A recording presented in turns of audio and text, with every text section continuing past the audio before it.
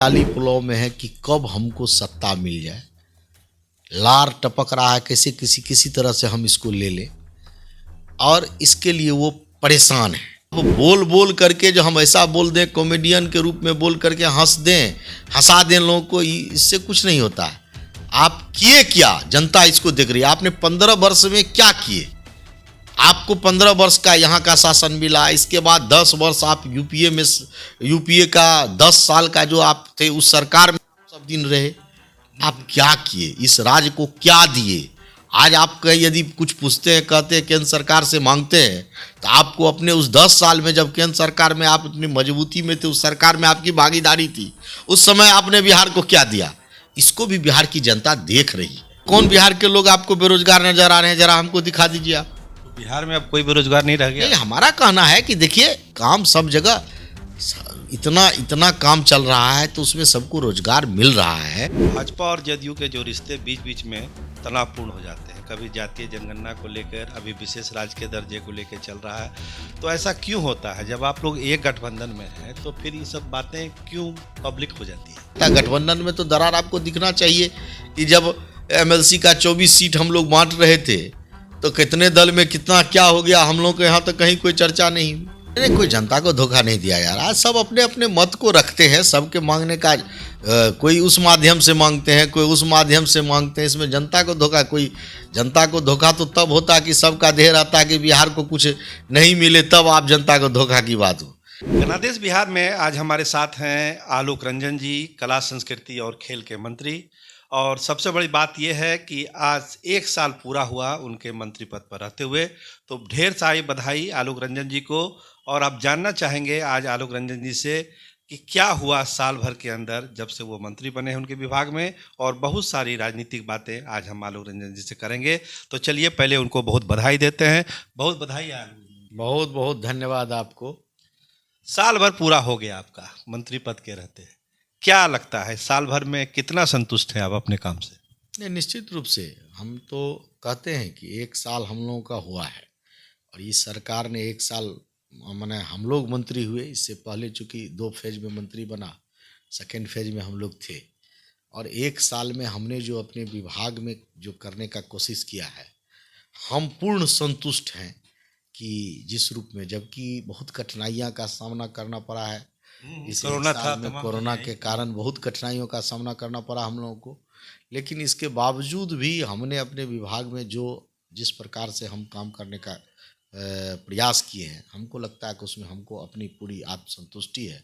हर आने वाले समय में इस राज्य में जिस सरकार ने हमको जो दायित्व दिया है, जो विभाग दिया है, उस विभाग में कला और खेल के क्षेत्र में हमसे जितना भी हो सकता है, हम आने वाले समय में बहुत कुछ परिवर्तन करने जा रहे हैं।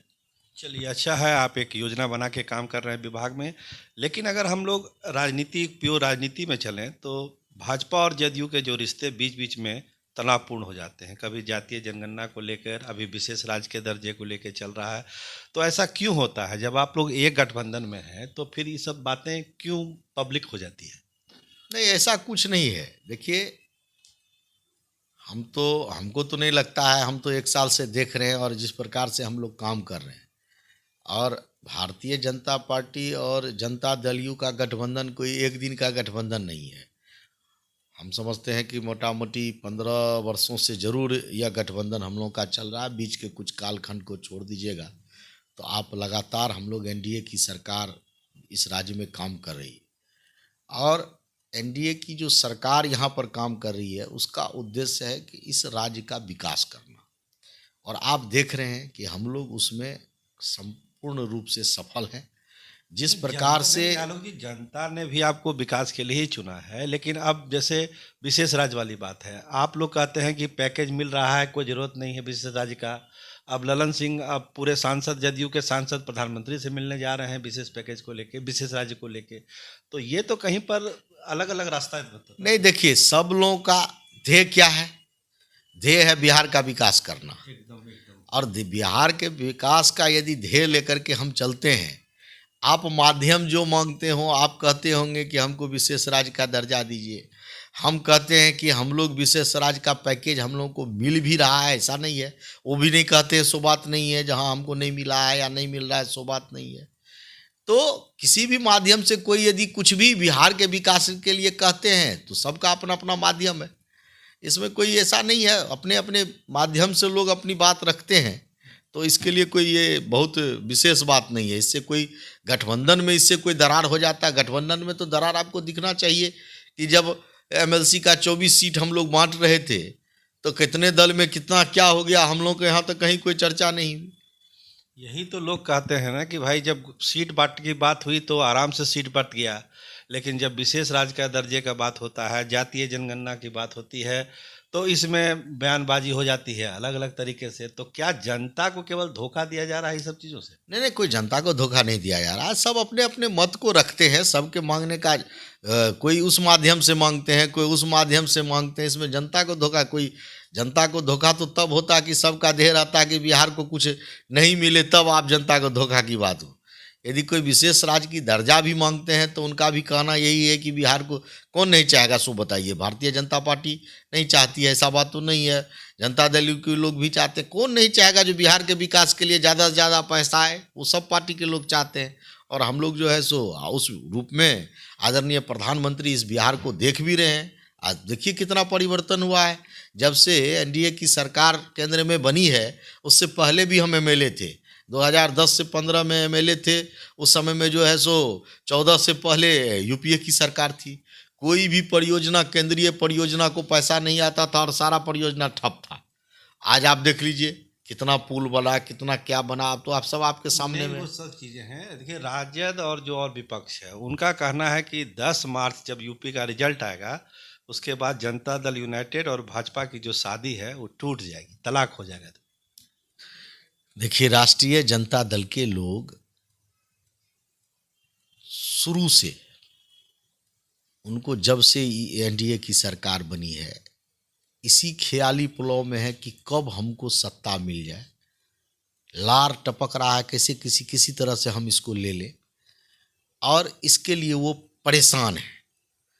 और समय समय पर वो अपना डेट बढ़ाते रहते हैं। उनको लगता है कि इतना दिन में नहीं हुआ तो फिर अगला डेट ये दे देते हैं, फिर अगला डेट ये दे देते हैं।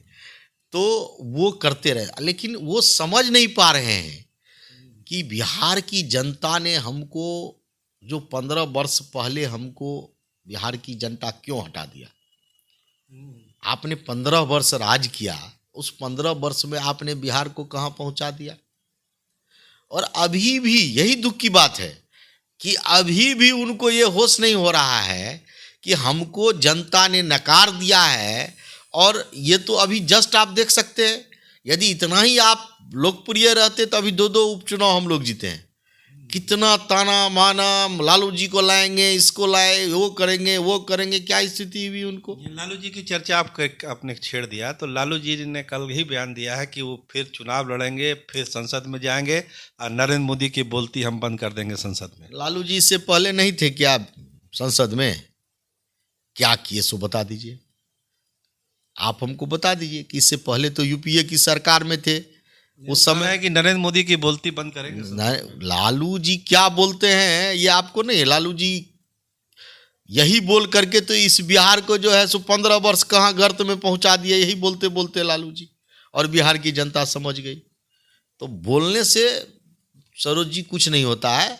बोलने से जो है सो आप बोल बोल करके जो हम ऐसा बोल दें, कॉमेडियन के रूप में बोल करके हंस दें, हंसा दें लोगों को, इससे कुछ नहीं होता है। आप किए क्या, जनता इसको देख रही है। आपने 15 वर्ष में क्या किए। आपको 15 वर्ष का यहाँ का शासन मिला, इसके बाद 10 वर्ष आप यूपीए का 10 साल का जो आप थे उस सरकार में सब दिन रहे। आप क्या किए, इस राज्य को क्या दिए। आज आप कहीं यदि कुछ पूछते हैं, कहते हैं केंद्र सरकार से मांगते हैं, तो आपको अपने उस 10 साल में जब केंद्र सरकार में आप इतनी मजबूती में थे, उस सरकार में आपकी भागीदारी थी, उस समय आपने बिहार को क्या दिया, इसको भी बिहार की जनता देख रही है। यही सवाल तो वो लोग कर रहे हैं कि भाई 21 लाख रोजगार का वादा भाजपा की सरकार की, उस रोजगार का वादे का क्या हुआ। 21 लाख रोजगार का सरकार तो अभी आप देख रहे होंगे इस बार के बजट में 60 लाख रोजगार देने की बात हम लोग कर रहे हैं। इस बार का जो बजट आया इसमें 60 लाख लोगों को रोजगार की बात कर रहे हैं। बिहार सरकार की बात कर रहे हैं, नहीं जो सर, आपका मैनिफेस्टो आया था उसमें आपने कहा था कि 21 लाख रोजगार बिहार में हम क्रिएट आपको करेंगे। दिखाई नहीं पड़ता है ना रोजगार। आप तो देखिए कि कहाँ सब विभाग के रोजगार को आप खोज लीजिए, सब जगह देख लीजिए किस प्रकार से बिहार में परिवर्तन होता है। तो क्या उसको रोजगार आप नहीं मानते हैं क्या? बिहार में जो इतना इतना बड़ा बड़ा प्रोजेक्ट चल रहा है उसमें क्या रोजगार नहीं है क्या? रोजगार क्या होता है? सरकारी नौकरी रोजगार होता है क्या? रोजगार तो हुआ कि कहीं से अर्जित हो, कुछ अर्जित हो। तो कौन बिहार के लोग आपको बेरोजगार नजर आ रहे हैं? जरा हमको दिखा दीजिए आप। तो बिहार में अब कोई बेरोजगार नहीं रह गया। नहीं, हमारा कहना है कि देखिए काम सब जगह इतना इतना काम चल रहा है तो उसमें सबको रोजगार मिल रहा है। इसलिए हम लोगों ने जो कहा है 21 लाख रोजगार की बात, तो हम लोग उस पर काम कर रहे हैं। और आप क्या कर रहे हैं? आप सिर्फ बोलते हैं, वो भी जब जब बिहार में रहते हैं, आते हैं, 5 दिन बोलते हैं, फिर दिल्ली चले जाते हैं आराम करने के लिए। तो ये थे से हमारे साथ आलोक रंजन जी। उनका कहना है कि भाजपा का जो कमिटमेंट है, नीतीश सरकार का जो कमिटमेंट है, उसको हम लोग पूरा करने के लिए रात दिन लगे हुए हैं। चाहे वो रोजगार की बात हो, बिहार के विकास की बात हो, और जहाँ तक लालू प्रसाद और राजद का सवाल है, केवल बोलने पर उन लोगों का भरोसा है। जनता का विश्वास उन लोगों ने खो दिया है। और जनता सब समझती है, जनता समझदार है कि नीतीश सरकार क्या कर रही है और 15 साल के शासन में लालू ने क्या किया था। तो इस तरह की खबरों के लिए और ऐसे हस्तियों से मिलने के लिए आप गणादेश बिहार देखते रहिए। फिलहाल के लिए बहुत धन्यवाद।